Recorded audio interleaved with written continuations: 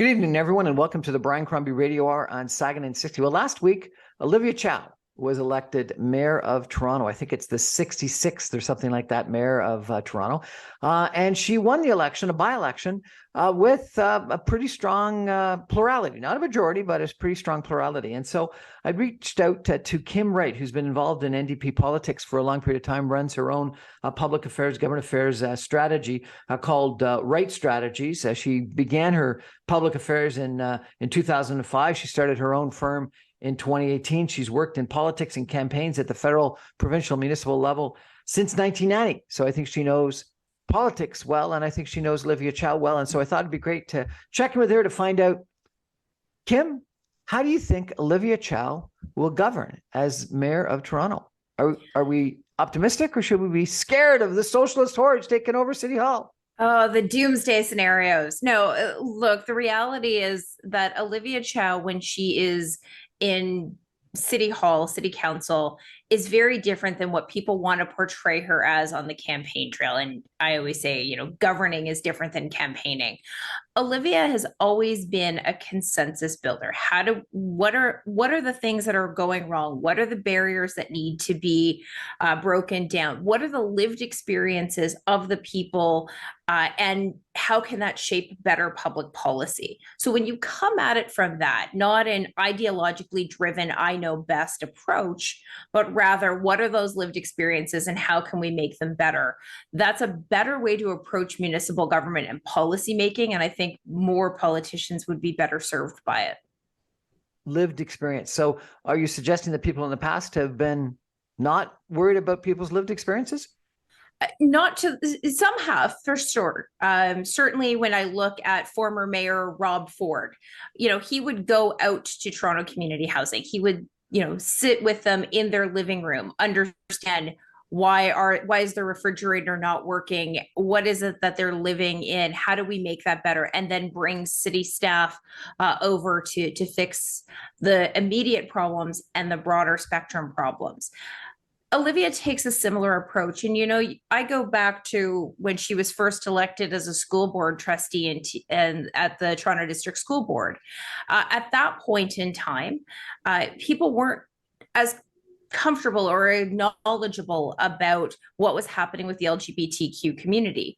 In fact, in those days and similar, lots of bullying, lots of aggression towards these kids.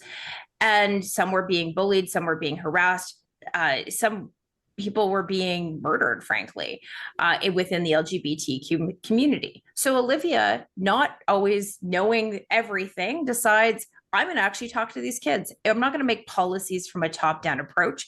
Talk to these kids, talk to these young people. What is their experience in these schools? What is it that they're not getting? And how can they better flourish? In a school setting, from a policy perspective and a societal perspective. And that is how some of the major changes around human rights codes were put into the TDSB and then broader across the country. So some of that is understanding the lived experience, but also explaining it to other policymakers who might not have, gone to the extent to find out those lived experiences as well. So she won with 30-something% of a 39%, I think it was, turnout. So, you do the math and it's like 10 or 15% of the people that could have voted actually voted for her. And she's got strong mayor powers. Does she actually have a mandate? Absolutely. Sorry, not to cut you off, but absolutely. Look, people win elections. We can quibble about the voting system. Should it be this? Should it be that? She won the election. She won it with a strong amount of Torontonians saying, yes, this is the person we would like us to lead. And as always, decisions are made by those who show up. So those who decided not to come to vote, well, it's unfortunate. They also decided that others were going to make those decisions for them. But Olivia absolutely has a strong mandate to govern. It's what she wants to do with that and what they want to do with all of the powers that a mayor has. I have often said that it isn't about the legislation behind the mayor. It's about the mayor being strong enough to collaborate with their colleagues, strong enough to move forward in an agenda. It doesn't matter what the legislation is. That's almost theatrics. It's really what you want to do with that. And I think what you'll see is that Olivia Chow was one of those people who's actually quite interested in understanding her colleagues, what motivates them, what are those barriers to getting projects approved, and how do we move forward? And that really is something that I love about municipal politics, that collaborative approach when they want to. Some people think she only won because of name awareness, that people don't really understand what her policies were. And it was just name awareness that had her in the lead from almost the second she announced. If it was simply name recognition, then the former police chief would have done a lot better. A longtime deputy mayor would have done better. It isn't about just name recognition to win politics. That might be the start of the conversation, but it's not the end of the conversation. It's what is the approach you want to take? How do you connect with voters? How do you make sure the logistics of campaigning are taken care of? How are you getting out on the doorstep? How are you articulating your message? How are your surrogates out there articulating a message? The reason that she came out of the gate so strongly, it might have been, as I said, preliminarily name recognition, but she also had name recognition in 2014 and she didn't win then. It really was her coming out and saying, this is who I am. This is why I didn't win in 2014. And here's the things I've learned from it. Here's the team around me. And here's how the approach that I'm going to take in budgets, in deliberations, how that will transform City Hall and how people will feel engaged in it. And that's why you rarely saw her polling drop below, the high 20s. It was always in that high 20s to mid 30s range. People knew what they were getting, but they also were embracing what they were getting. Will she be a mayor just for downtown Toronto? She had a whole bunch of people that biked to City Hall with her on Inauguration Day, and it looked like a lot of downtown people, a lot of bike people, but a lot of Toronto comes by car and is very suburban. Will she be able to govern for all the areas outside of the old city of Toronto? Absolutely. I think what we saw on election night were voters from across the city that were embracing what Olivia Chow was putting forward. Her numbers in Scarborough were substantial. Even her numbers through Etobicoke, not exactly a bastion of NDP support normally, but she had pretty strong numbers there across the city. So yes, she is absolutely able to. I think it's easy to say New Democrats are just the downtown elites. That's the easy knock. What you will see will be a governing structure that looks at how do we get people moving? How do people in the outer suburbs get onto TTC, have an easier commute, have a better sense of how they fit into the broader city? Those are the kinds of things that I look to, not the talking points about just downtown versus outer suburbs. There's too many complicated issues. You look at homelessness. Homelessness is not just a downtown Toronto issue anymore. It's everywhere. Mental health and addiction supports, those are everywhere.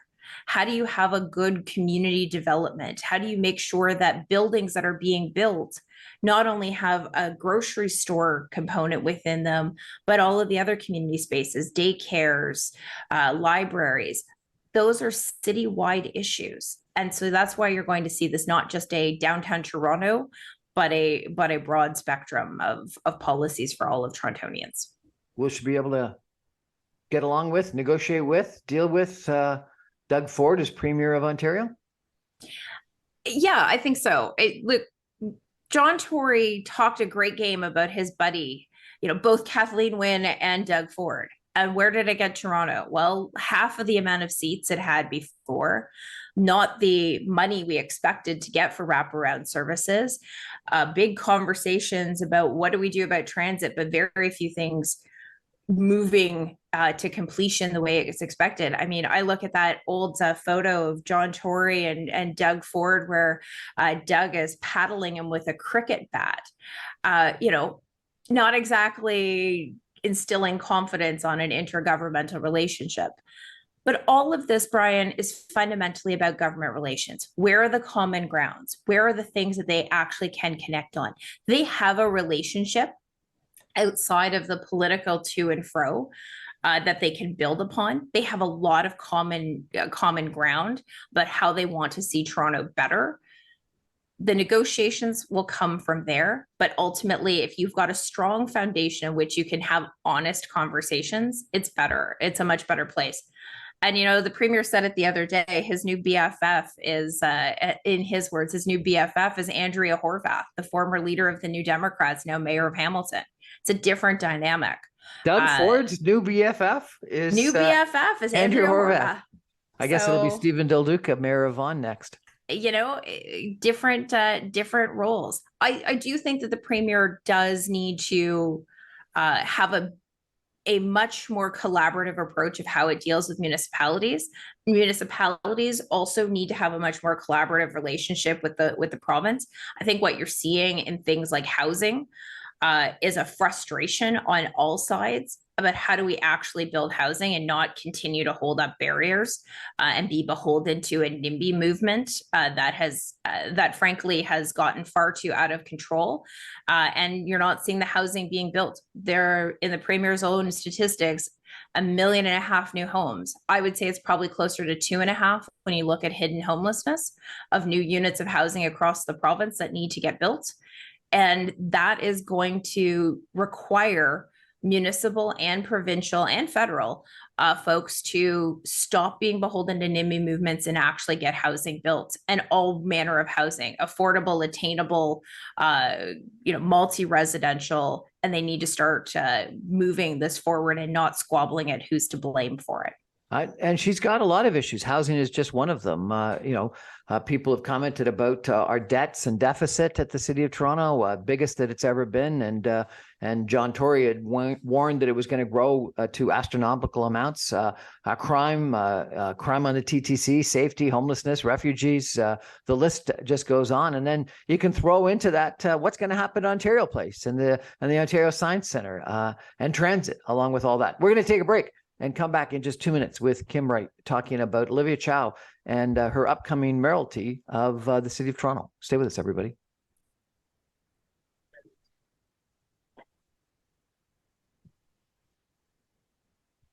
Welcome back, everyone, to the Brian Crombie Radio Hour on Saga 960. My guest tonight is Kim Wright. She's a principal at Wright Strategies. It's a government affairs, public affairs consulting company. She's a long-term New Democratic Party activist. She knows Olivia Chow very well. And we reached out to her to chat a little bit about what's going on at Toronto City Hall with this brand new mayor that we've got. Surprise, surprise.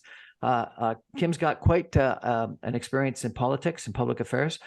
She was a senior associate with Sussex Strategy Group for 9 years.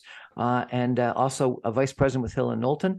And since 2018, for the last 5 years, she's been a principal of her own firm, Wright Strategies. She told us that she started in politics with the NDP in 1990 and has been active in federal, provincial, and municipal campaigns since then. Kim, let's talk about some of these issues. Just before the break, you talked about our housing affordability crisis. And, some of the criticism during the campaign was that people on the center right were more interested in just, increasing supply generally, and that by basic economic supply and demand, you would have a more affordable housing. And that appears to be what Doug Ford is doing in regards to, as you mentioned, fighting NIMBYism and easing the regulatory burden and allowing housing to get approved more quickly, more densely, more height, et cetera. And then the criticism of some on the left, including Olivia Chow, Josh Matlow, et cetera, was that they were only interested in social housing and only dealing with a very small segment of society that really had big challenges, whether they be refugees or the homeless or whatnot, but it wasn't going to benefit the entire society, and all of society was being impacted by housing affordability. What's your sense of what the challenge is and what Olivia Chow and her administration need to do? In fact, both sides are right. You do need more affordable housing, and you need and you need housing across the socioeconomic spectrum.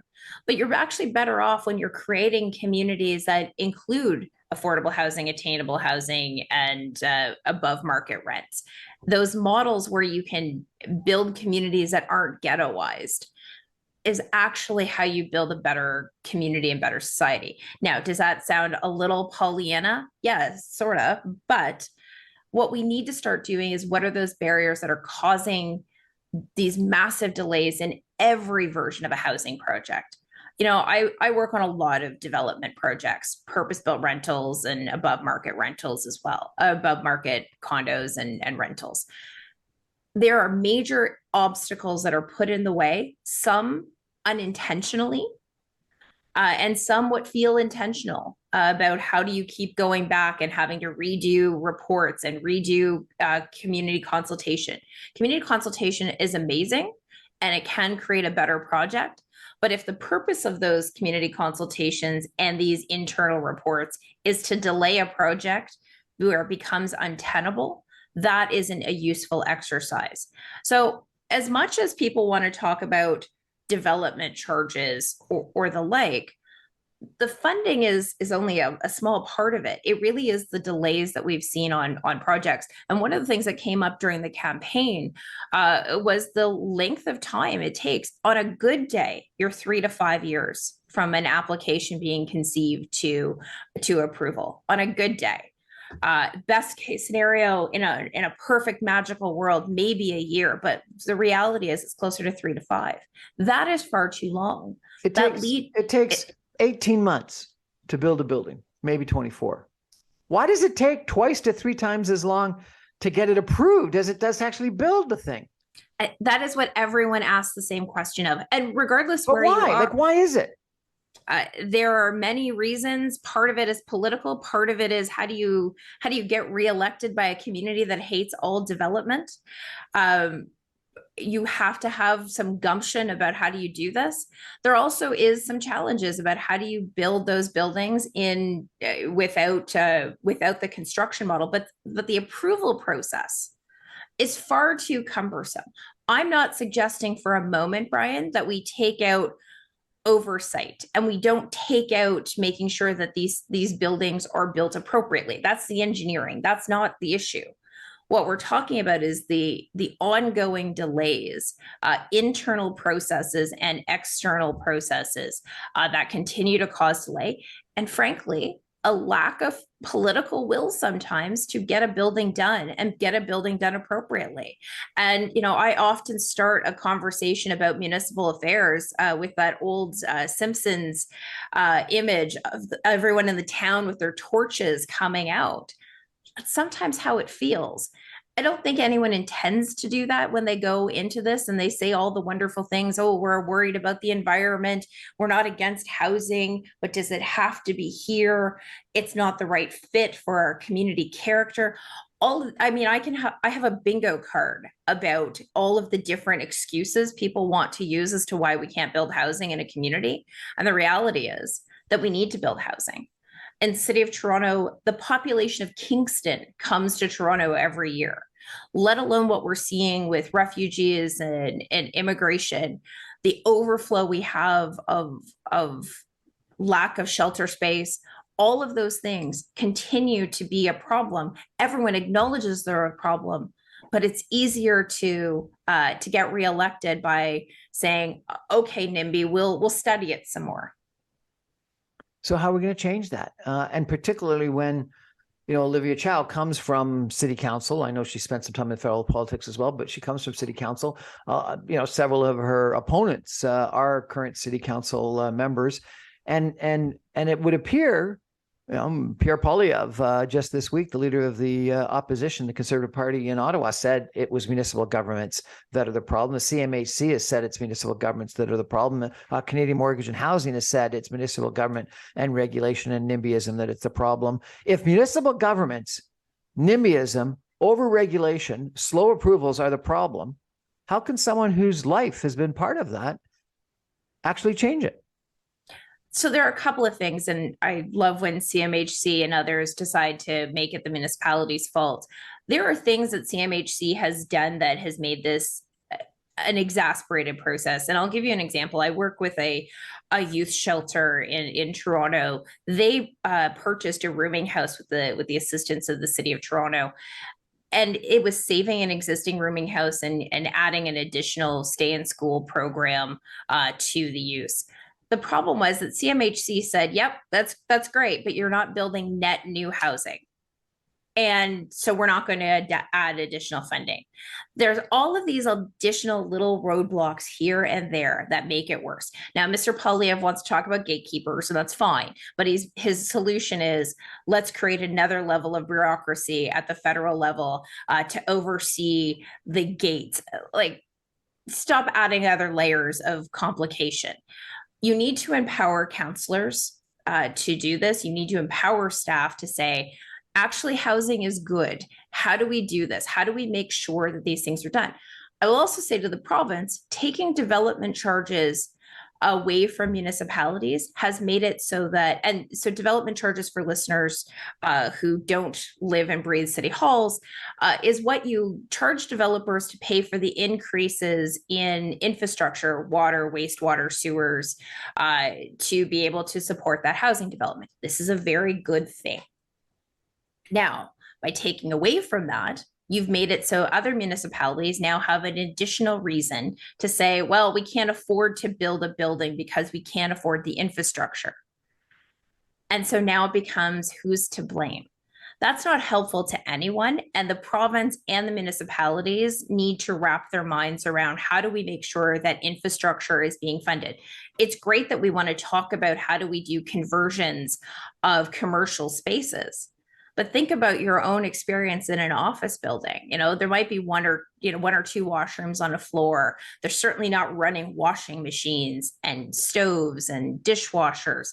The infrastructure to support a commercial building is very different than one to support a residential building. So we need to wrap our minds around, what are those barriers? Again, what are those things that are holding people back, from holding developers, holding communities back?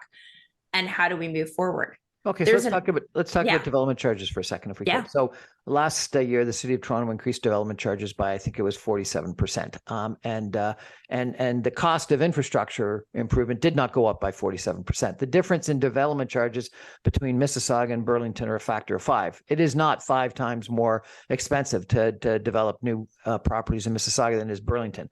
What the province has said, and lots of other people have said it, is that development charges ended up being just a great source of extra tax revenue. General tax revenue was put into general tax revenue or slush funds by effectively different municipalities, and it became a tax on newcomers and renters that wanted to be homeowners, and on the young. And what we were doing is we were putting this incredibly large, unfair tax on the most vulnerable in our society.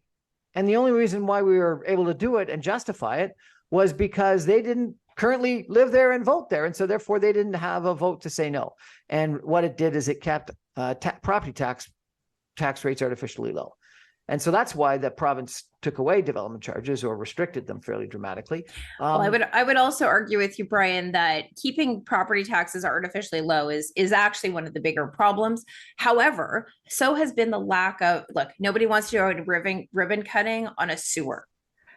And so no politician is going to say, oh, wow, we need to actually make sure that the sewer systems and the wastewater systems and all of those hard services are taken care of. It's not a vote getter, but it's incredibly necessary. And for years, I have heard politicians say, well, development doesn't pay for itself.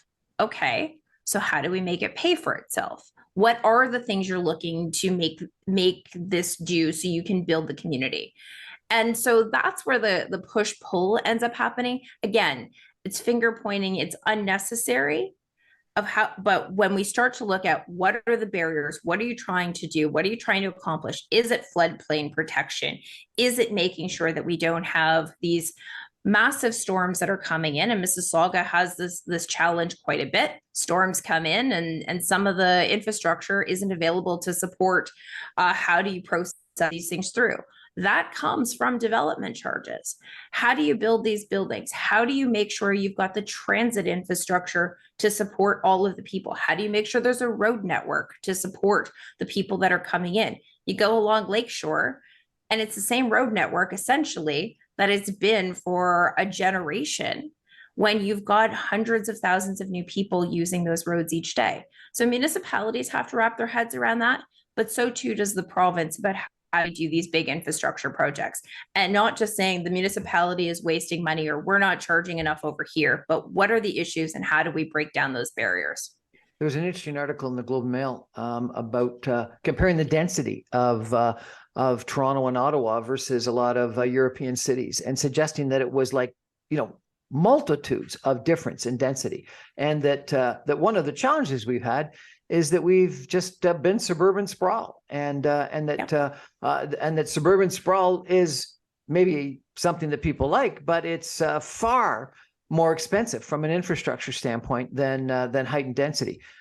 A lot of the opposition that City Hall, both in Toronto and elsewhere, have put in place is to height and density, and big restrictions in that regard.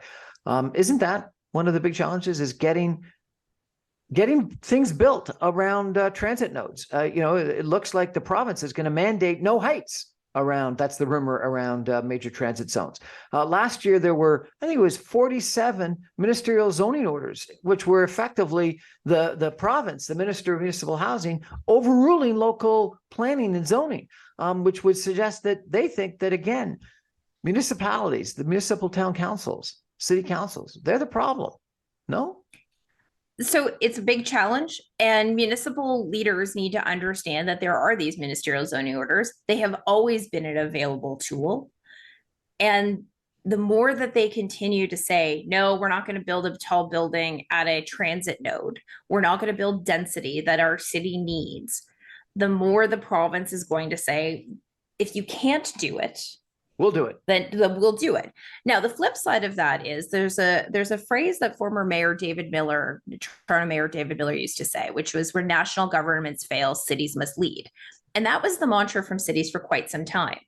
The problem is everyone's got a little too comfortable, and we need to make sure that these housing developments get built. I live at Yonge and Bloor in downtown Toronto. I live on the 65th floor of a 75-story building. I can tell you from my viewpoint, there aren't nearly as many tall buildings as you think there are. To your point about sprawl, I look at the entire east end of the city of Toronto, and there is not a lot of tall buildings.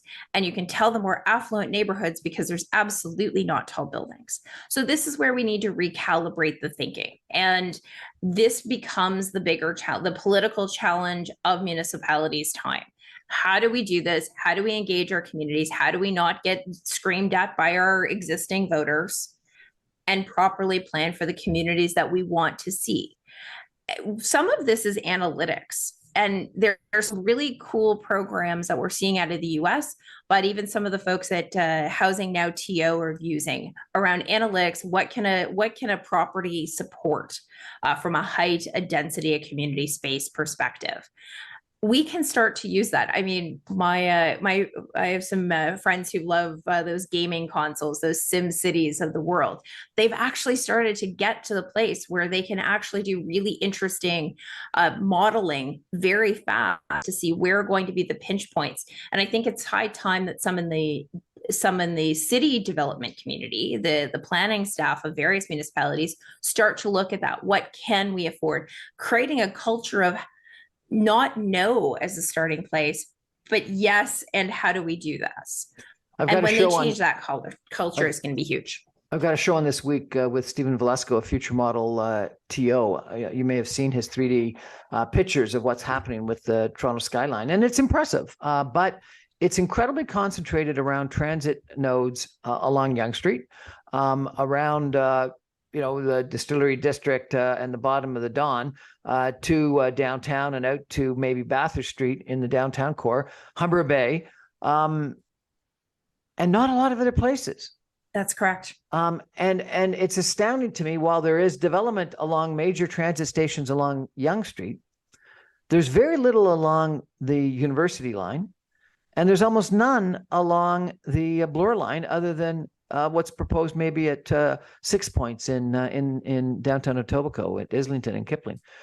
In other words, there's something that went wrong with the development of Bloor Street, that density wasn't built around subway stations on Bloor Street. And there's almost no density in 75-80% of Toronto, unless there's a transit station and a high density GO train or subway, not a bus. And even then, And even then, you can look along the Danforth line, the Bloor Danforth line, everything from basically the Don Valley east. And you look at all of those transit nodes, and there isn't the development. You go back to the European concept of density. I've talked to planners who are like, well, we need to make it like Paris, where it's 6 or 9 stories everywhere. I'm like, well, first of all, you're not going to do 6 and 9 stories everywhere. You're going to do 3, maybe 4 on a good day. That's not helpful from a density perspective.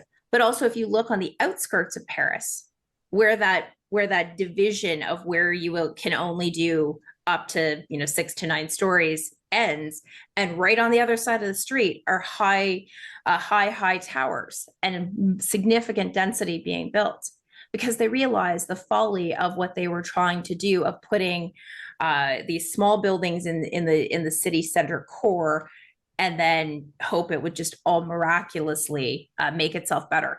That's not a good planning. Aspirational leadership is not what we're looking for from planning staff. How do you build a city? How do you build a community? Those are the things we need to make sure we're doing. It's not just about the buildings. It's the mix of buildings. It's the how you're managing the ground floor, either retail or commercial spaces with community spaces. It's making sure there's schools, making sure that there are community spaces, rec centers, all of that. Those are the challenges. And that's the challenge every municipality is now going to face. And then also, as I was saying, the underground infrastructure, not just your transit centers, but your sewer, your water, your wastewater, the less glamorous parts. So Olivia Chow is now our mayor, and she will have strong mayor powers if she's doing things. I'm not sure exactly how the wording is stated, but if she's doing things in concert with the province's objectives of greater housing, she can actually overrule. If she has 1/3 of council, she can overrule the balance of council. Do you think Olivia Chow is going to exercise those strong mayor powers to get housing built? No, I don't think she's going to use the veto powers. And there are a number of different components of the strong mayor powers, but the veto powers with 1/3 of vote of council, I don't see her using those. I think that there are a number of other ways she can get her council colleagues to come along for the ride, that she doesn't need those veto powers. And it's not just the city of Toronto, right? There are now 28 municipalities that have these strong mayor powers that also allow them to use a veto if they feel it's within the provincial priorities, still to be defined provincial priorities. How they do that is they're really going to have to be very careful. All the electeds are going to have to be very careful about how they use those powers. It's a communications problem, but also it's just a democracy problem. And one of the things I love about working in municipal affairs, and having done this now for nearly 20 years, I have been around city halls across this province and across this country. The collaborative nature when they want to, the speed in which they move when they want to, is extraordinary.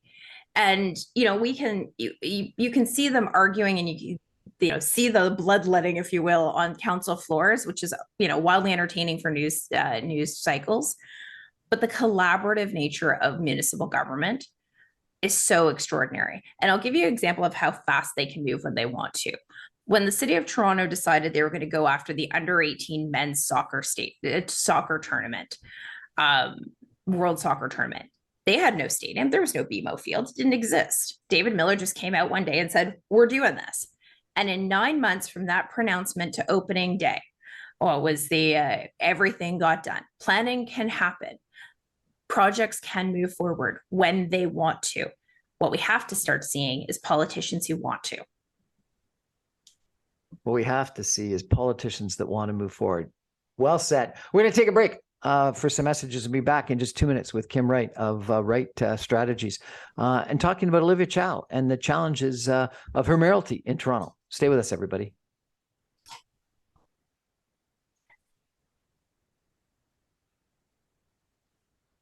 Welcome back, everyone, to the Brian Crombie Radio Hour on Saga 960. The topic tonight is Olivia Chow. She's the new mayor of Toronto, the 66th mayor in the history of Toronto, the first mayor that is not white, and the first one of color, and the first one of an ethnic background. So I think she'll bring a different perspective to her mayoralty.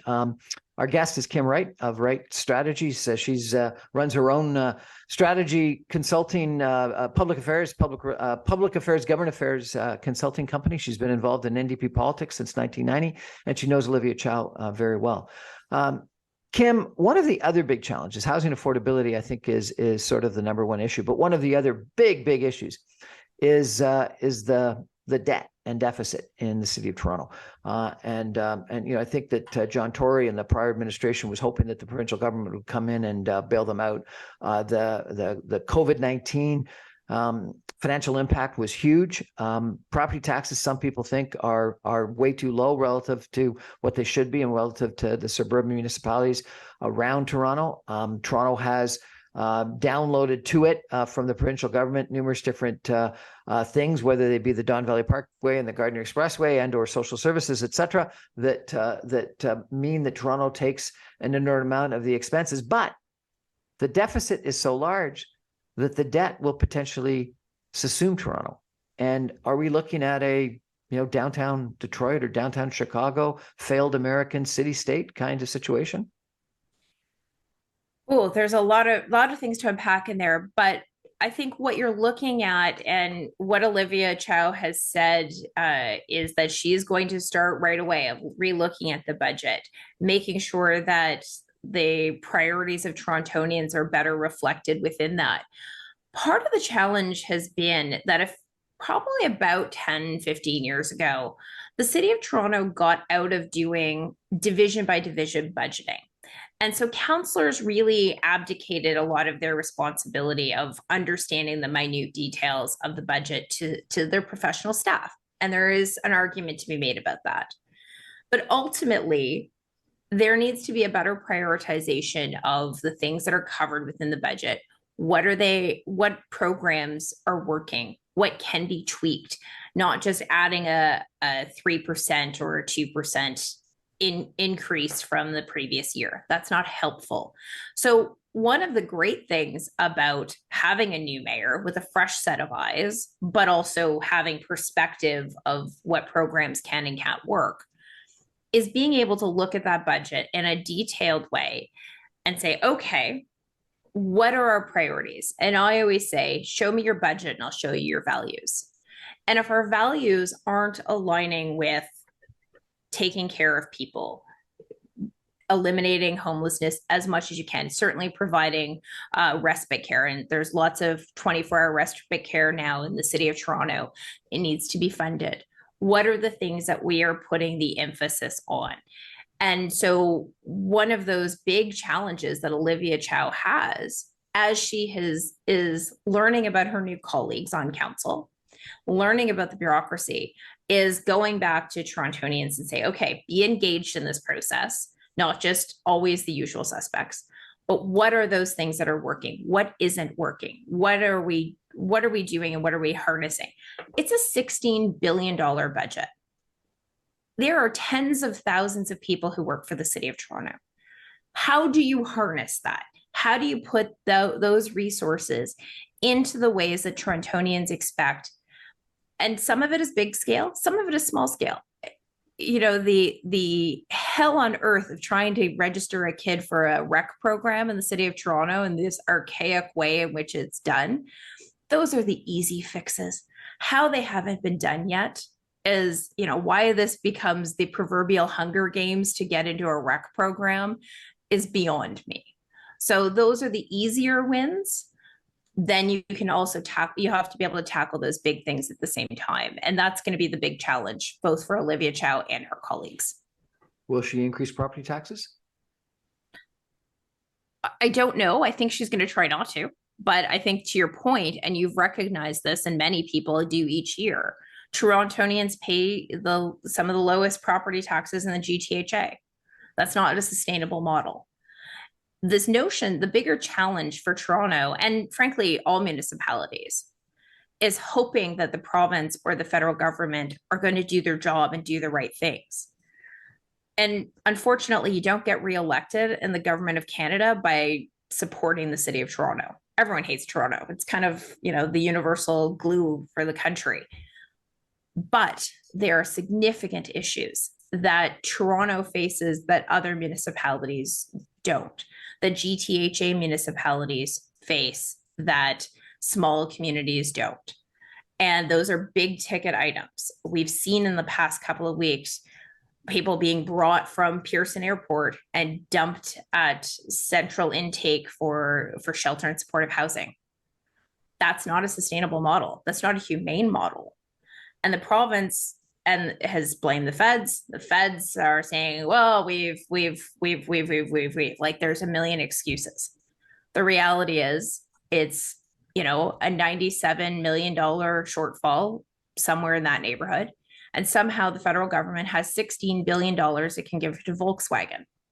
Now, I'm no expert, but taking care of people seems to be a better use of money than giving it to a very large profitable company. Stephen Lewis used to call it corporate welfare bums. We get frustrated by this as citizens. We see Loblaws getting gobsmacked the amount of money. But then the federal government or the provincial government says, well, there's no money for the cities. But there is. Governing is choosing. Okay, so let's talk about this specifically. You know that that electrical cars are going to be an industry of the future, that battery manufacturing and battery cars are going to be critically important to them, that the Democratic Party and the Biden government policies in the United States are providing unbelievable incentives to those battery manufacturers, so that if we want to have those battery manufacturing and those car manufacturing in Canada, we have to be competitive with what the subsidies are in the United States. So are you saying, no, let's not give the money? Let's let those battery manufacturers and car jobs go to the US?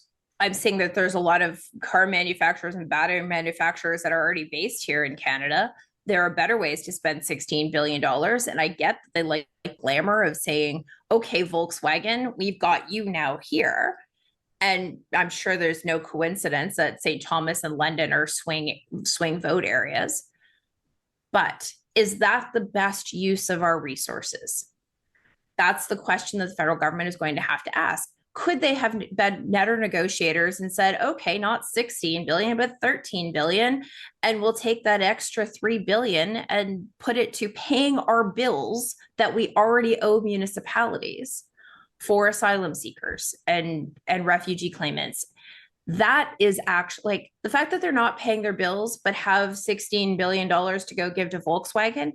It's like your kind of friend who never picks up the tab because they never have money, but has a really shiny new car and has a really shiny new suit on. You're like, what are we doing here? What are you we have those not types taking? of friends? Oh no.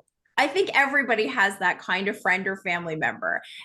And really, that's what we start to look at when we look at where the government of Canada is putting their money and not paying the bill that they owe municipalities. Kim, is there any whether that be justification? Toronto or Mississauga or any other place? Is there any justification for the city of Toronto property taxes to be half of what the average is in the 905? Personally, I don't believe so, but I think that there are lots of political reasons as to why people do it. Torontonians will always pay less. I suspect that will always be the case. Now, does there need to be a rationalization of property taxes of Toronto versus other places? I think that day is coming. I don't think that we're going to get there yet. But we also have a provincial government who is saying, well, you're spending too much money. You're wasting money. So those conflicting messages to voters and taxpayers are we're either wasting money or we're not collecting enough money. And that's where everyone is getting a bit confused. The reality is there are a lot of programs that the city of Toronto offers. There are a lot of programs that municipalities across the country offer. How do we finance them? How do we pay for that? And back to my previous point, it's a $16 billion budget. How do we harness that budget into the ways that will help support the goals of Toronto to be a safe, clean, livable city. And as Olivia Chow said the other day in her inauguration speech, to get its swagger back. So I think that there is no justification for the municipal property taxes in Toronto to be so much lower than the average of all of the municipalities around. I think it is a political challenge to do it, but you know what? It takes guts. I sat down with Brian Mulroney at one point in time, and it was weird.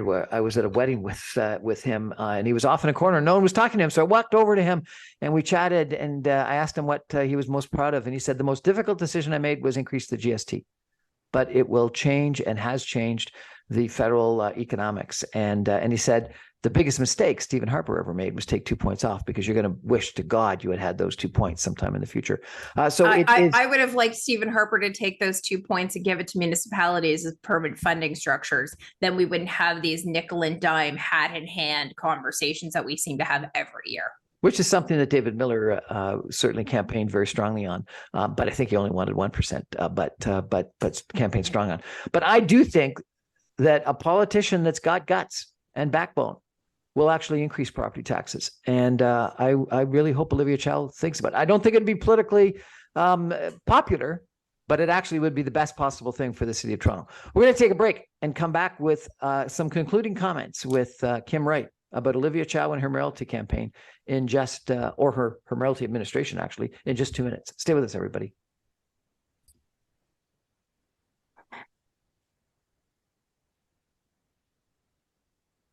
Welcome back, everyone, to the Brian Crombie Radio Hour on Saga 960. I'm having a lot of fun chatting tonight with Kim Wright of Wright Strategies. She's a public affairs government relations consulting firm. She's been involved in NDP politics since 1990, and the topic we're discussing is Olivia Chow and her mayoralty campaign.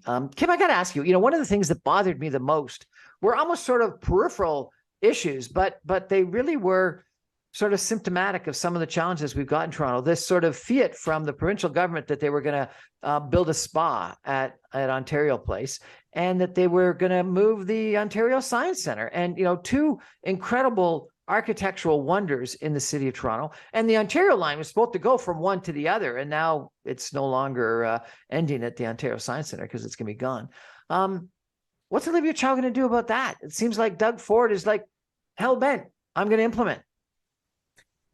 Those become those big hot buttons that distract from all the other conversations. Yeah. Look, the Ontario line should absolutely go up to the Ontario Science Centre area. That is an area that has so much density to it. Wanting to make sure people can get in and around the city quickly, effectively, efficiently. Those are going to be the important points. And the more governments keep redoing these lines on the map and restarting the process over and over and over and over again, it is quite frankly ridiculous. I look at, in 2006, 7, whatever it was, Adam Jambron, who was the then chair of TTC, comes out with Transit City, and it's all these lines, and they had figured it out, and they had gotten the provincial government to pony up, and then we got rid of it. And then there was Smart Track. And then there wasn't. And then there, all of this, if we keep redoing these lines on the map, it's the big easy. Move. What happened to the big move? The big moves, all of these things. And you wonder why people, Ontarians, let alone Torontonians, get incredibly frustrated because they have all these big promises and then somebody else comes in and rips up the last person's idea. That's not helpful. I mean, you go back to Mike Harris for filling in the Eglinton Crosstown when it had already been tunneled in the early 90s, then having to come back. This is frustrating and a useless waste of energy for everyone. It's easier to get elected promising to build something than it is actually building it, because construction is messy. They need to get on with more than 4 years. It does. And you have to say, okay, we're going to do this. It doesn't have to take longer than 4 years on some of these projects. I would argue if they started doing project labor agreements on some of these transit infrastructure projects, they could actually make sure that they have consistency in the staff to work on the projects, consistency in cost, and And those have actually been incredibly valuable tools in government's toolkits, but they've gotten away from using those in the last few years for unknown reasons. But it allows you to have consistency of contract, consistency of labor force, and consistency of costs, which I think every government should start to look at again. As there are so many things that are frustrating when we see construction projects, Brian. I mean, how many times do you drive by a construction project and nothing has been done on it? It's still in that same construction staging it's been in for the last 6 months. It's like, how is this not getting done? So we need to figure out a different model that will actually work, sit down with partners in labor as well as contractors and make contracts and figure out a better solution on that. But those are going to be the things. If you want to talk about how do we move people from Thorncliffe Park and Leaside and the top of the city into the downtown core to make sure it doesn't become what Detroit was a few years ago, those are the bigger conversations about how to move, let alone, where do we put a spa? That's so secondary to this whole conversation about how do we actually move people along. I get it's the sexy thing to talk about, but how do we move people is a bigger, more fundamental question. Gardiner Expressway East, should it come down or should it be rebuilt the way it's planned? I think it should be rebuilt. And I realize that I am not always on the side of New Democrats when I say that. But when we also talk about how do we move people, we need to talk about how we move goods. And one of the things that often gets forgotten is that all of these businesses, all of these restaurants, all of these service industry need to have the goods coming in and out of it. Trucks, transportation networks, they don't just magically appear. My Amazon packages don't just magically appear. And so if we're not planning our road networks in a way that actually moves those goods, then again, we're going to become an island, and that's not going to be a helpful solution to anyone. What should happen with Toronto Islands? I love Toronto Islands. I think it's wonderful. I think it should be promoted more. I think we should have a better set of ferries that continue to move people through. But Toronto Islands is a wonderful place. The island airport is also one of my favorite places to fly out of. So I think that the more we can figure out how to have that downtown walkable airport and have those options, I think the better off we all are. I think the announcement by the federal government on having U.S. pre-clearance at the island airport will make tourism to and from the U.S. a much easier process, and tourism dollars are economic development gold. Are you optimistic about the Olivia Chow mayoralty? Absolutely. I will take a mayor who is looking at how do we reduce barriers? How do we make things better and easier? How do we be collaborative versus any ideologue on either side of the political spectrum? And that's where Olivia Chow really will be coming at this. Look, anybody who works in politics as long as I have, or as long as you've been around politics, Brian, you have to be optimistic.